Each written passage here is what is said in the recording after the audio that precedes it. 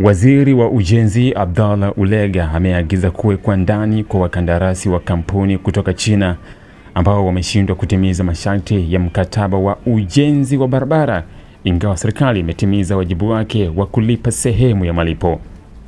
Ulega amesema juhudi za kutaka vigogo wa kampuni hiyo kuja nchini na kutoa maelezo kuhusu kusuasua kwa ujenzi waliopewa kujenga mkoa wa Dodoma zimegonga mwamba hadi sasa, na sasa kuna uwezekano wa kufikisha mahakamani kwa kukiuka masharti ya mkataba.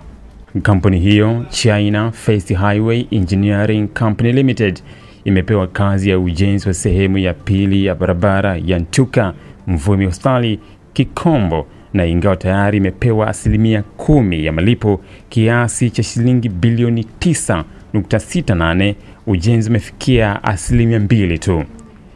Kulipeni fedha ya walipa kodi na hamfanyi kazi, mmepumzika, na mna mikataba mingine mitatu kiacha huu na sisi, hamfanyi vizuri, hamnishawishi kuendelea hata na hiyo mikataba mingine mitatu na ninyi.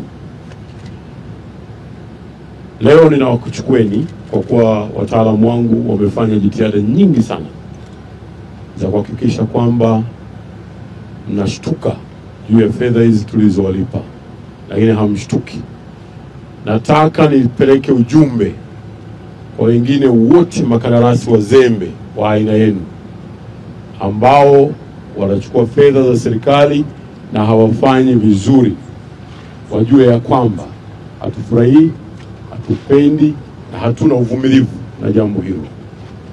Kwa hivyo wewe leo ni halali yetu, vyombo vyetu vya ulinzi na usalama, mkuu wa wilaya, mtamchukua huyu bwana na timu yake, wawekeni ndani. Watu wa TAKUKURU wako hapa, sijui wako watu wa TAKUKURU, wako watu wa TAKUKURU watu wa TAKUKURU, mtafanya nao mahojiano, taandika charge ya hawa watu, watakuwa committed, wafanye commitment zao huko katika utaratibu wa kisheria ambao ninyi mnausimamia, na mimi niandalieni barua ya mawasiliano na waziri wa mambo ya nje.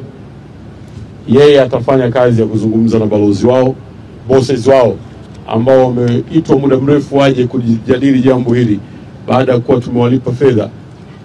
Wamedharau. Hiyo tunaita ni dharau. Kwa hivyo kama hiyo ni dharau, na sisi tuwaonesha kwamba namna gani dharau inavyouma.